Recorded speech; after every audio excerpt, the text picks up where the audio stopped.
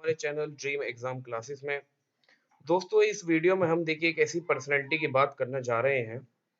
जब भी हमारे दिमाग में पहली वुमेन टीचर का नाम आता है तो वो सावित्री बाई फुले जी को ही क्रेडिट जाता है। दोस्तों, दुनिया की अगर सबसे बड़ी कोई फीमेल रिफॉर्मर्स की में अगर बात की जाए तो सावित्री बाई फुले जी आती हैं।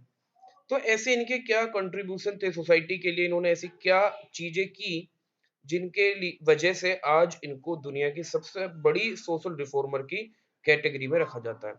तो हम इनकी एक पूरी लाइफ हिस्ट्री को एक वीडियो में देखने की कोशिश करेंगे, इनके सारे कंट्रीब्यूशन को देखने की कोशिश करेंगे। तो आइए देखते हैं हम अपनी वीडियो में क्या क्या देखने वाले हैं।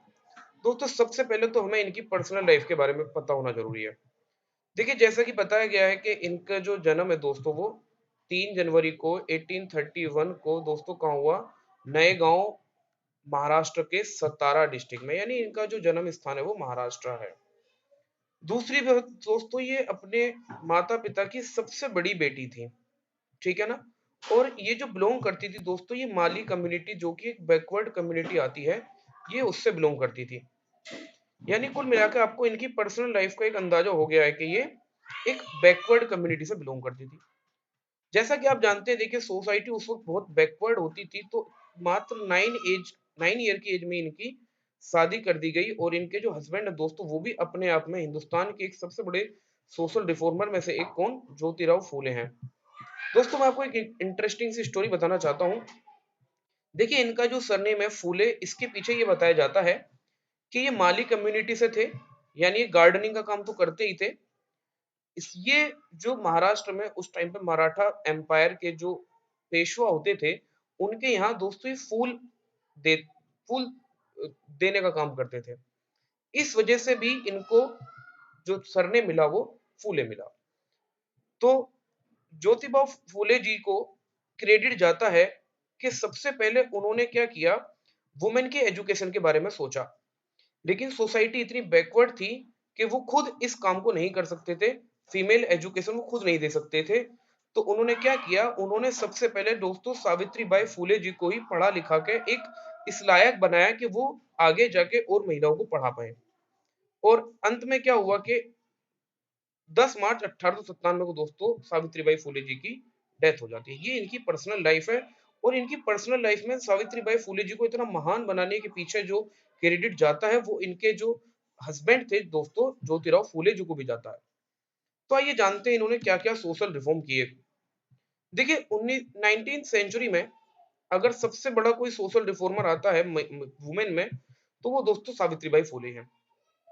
इन्होंने क्या किया दोस्तों, बहुत कम एज में ही एक स्कूल स्टेब्लिश किया वुमेन्स के लिए। और उस स्कूल में क्या किया दोस्तों, सभी वुमेन के लिए ओपन रखा हो, मतलब कि बैकवर्ड कम्युनिटी की भी अगर कोई महिला पढ़नी चाहती हैं तो वो भी यहाँ पर आके अपनी एजुकेशन ले सकती हैं। जो कि उस टाइम का एक बहुत बड़ा स्टेप था, क्योंकि आप बैकवर्ड बैकवर्ड कास्ट की वुमेन को छोड़िए, उस टाइम पे अपर अपर कास्ट की वुमेन्स को भी एजुकेशन अलाउ नहीं था। तो इन्होंने क्या किया, टीचर की ट्रेनिंग लेने के लिए एक ये इंस्टीट्यूट, जो कि एक अमेरिकन मिशनरी, जो कि क्रिश्चियन मिशनरी थी, अहमदनगर महाराष्ट्र में ही चलता था। वहां से इन्होंने दोस्तों टीचिंग की ट्रेनिंग भी ली। और दोस्तों, ये इतना बुरा लगा सोसाइटी को कि जब इन्होंने वुमेन एजुकेशन की बात करी, इन्होंने स्कूल खोलने की बात करी, तो सोसाइटी से इनको बॉयकॉट करने लगे। और इसी वजह से दोस्तों क्या हुआ, 1849 में इन्होंने क्या कर दिया दोस्तों, अपना घर छोड़ दिया। और ये एक इनके फ्रेंड थे उस्मान शेख, ज्योतिराव फूले जी के, उनके यहाँ पर ये रहने लगे। वहीं पर सावित्री बाई फूले जी की मुलाकात दोस्तों फातिमा बेगम शेख से हुई। और ये फातिमा शेख जो थी और ये सावित्री बाई फूले जी, इन दोनों ने अब ये बीड़ा उठाया कि हम वुमेन एजुकेशन को पूरे देश में फैला कर रहेंगे, स्पेशली फॉर बैकवर्ड क्लास। ये माना जाता है कि ये जो फातिमा शेख थी, ये पहली मुस्लिम वुमेन टीचर थी। और इन फातिमा शेख जी को और सावित्री बाई फूले जी को बहुत बड़ा क्रेडिट जाता है उस टाइम पे वुमेन एजुकेशन की बात करने के लिए। इसके बाद दोस्तों देखिए क्या होता है, दो इंपॉर्टेंट चीज इन्होंने की।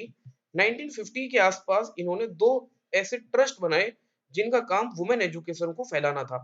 एक का नाम था नेटिव फीमेल स्कूल पुणे में, और दूसरे का नाम था the society for promoting the education of Mahar. Mahar दोस्तों देखिए क्या होती है, एक बैकवर्ड कम्युनिटी होती है। इन बैकवर्ड कम्युनिटी की महिलाओं को ज़्यादा से ज़्यादा कैसे पढ़ाया जाए, उसके लिए इन्होंने ये 2 ट्रस्ट बनाए।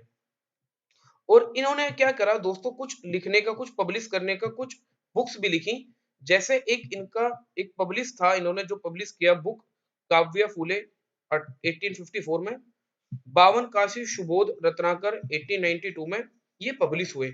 और इन्होंने अपनी पोएम में दोस्तों क्या लिखा, गो गेट एजुकेशन। मतलब आप ये एजुकेशन पे कितना ज्यादा जोर दे रही हैं। सबसे इंपॉर्टेंट चीज दोस्तों, इन्होंने महिलाओं को संगठित करने के लिए, ऑर्गेनाइज करने के लिए महिला सेवा मंडल नाम का एक ऑर्गेनाइजेशन भी बनाया, जिसका काम वुमेन की राइट को प्रोटेक्ट करना, उनको एजुकेशन के लिए प्रमोट करना और उनको गांव-गांव तक एजुकेशन को बढ़ावा देना था। इसके बाद देखिए दोस्तों, इन्होंने क्या माना जाता है कि इन्होंने वुमेन एजुकेशन के साथ-साथ इन्होंने चाइल्ड मैरिज, बाल विवाह के खिलाफ भी एक बहुत बड़ा अभियान चलाया। क्योंकि उस टाइम पर सोसाइटी में आप खुद सोचिए, खुद इनकी शादी 9 ईयर की एज में हो गई थी। तो इन्होंने इस चाइल्ड मैरिज की जो कुप्रथा थी, इसको खत्म करने के लिए भी बहुत बड़ा कैंपेन चलाया। और साथ ही साथ विधवा विवाह, विडो रिमैरिज को भी इन्होंने बहुत ज्यादा सपोर्ट किया कि सोसाइटी में विडो रिमैरिज होनी चाहिए, जिससे कम से कम विधवाओं को अपना सम्मान तो मिल सके। और 1863 में दोस्तों क्या हुआ कि जो हत्या होती थी, बाल हत्या, जो भ्रूण हत्या होती थी, उसको भी इन्होंने क्या किया, उसके खिलाफ भी इन्होंने आंदोलन चलाया। और जो अपर कास्ट द्वारा जो विडोज को ऐसे मानते हैं कि उनका जो एक्सप्लॉयटेशन होता था, उसको भी इन्होंने रुकवाया। और देखिए दोस्तों क्या हुआ कि 1890 में ज्योतिराव पास हो गए, मतलब उनकी डेथ हो जाती है। और उसके बाद भी इन्होंने अपना सोशल रिफॉर्म कंटिन्यू किया। और इसके बाद इन्होंने दोस्तों, जो ज्योतिराव फूले जी का एक संगठन था सत्य शोधक समाज, उसकी कमान दोस्तों अब इनके हाथ में आ गई।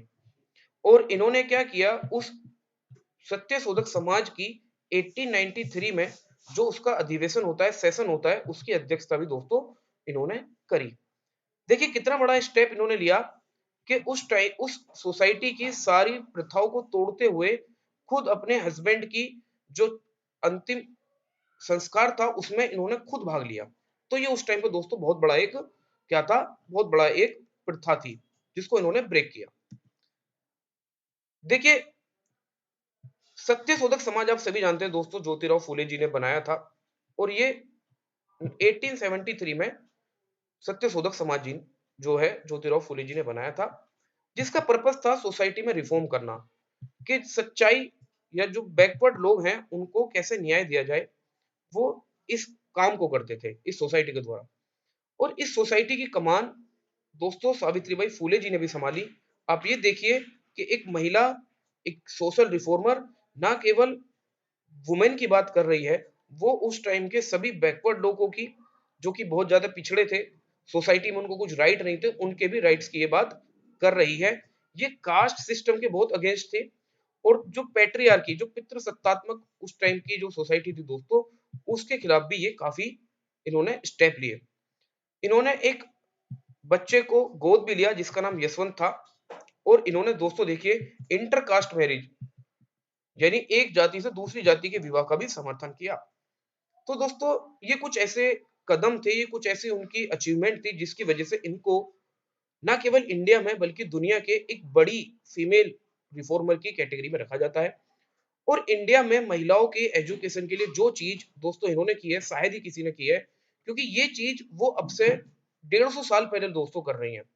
तो सावित्रीबाई फुले जी को हमारा एक छोटा सा ट्रिब्यूट था। तो ऐसी वुमेन को हमें कभी भूलना नहीं चाहिए। अगर आपको दोस्तों हमारी वीडियो पसंद आई हो तो लाइक शेयर सब्सक्राइब करिए। हम ऐसे ही एक एक पर्सनैलिटी को, जिन्होंने इस इंडिया को बनाने में बहुत बड़ा कंट्रीब्यूट किया है, जो सोसाइटी के रिफॉर्म में बहुत बड़ा अपना योगदान देके गए, उसके लिए हम बनाते रहेंगे। Thank you very much.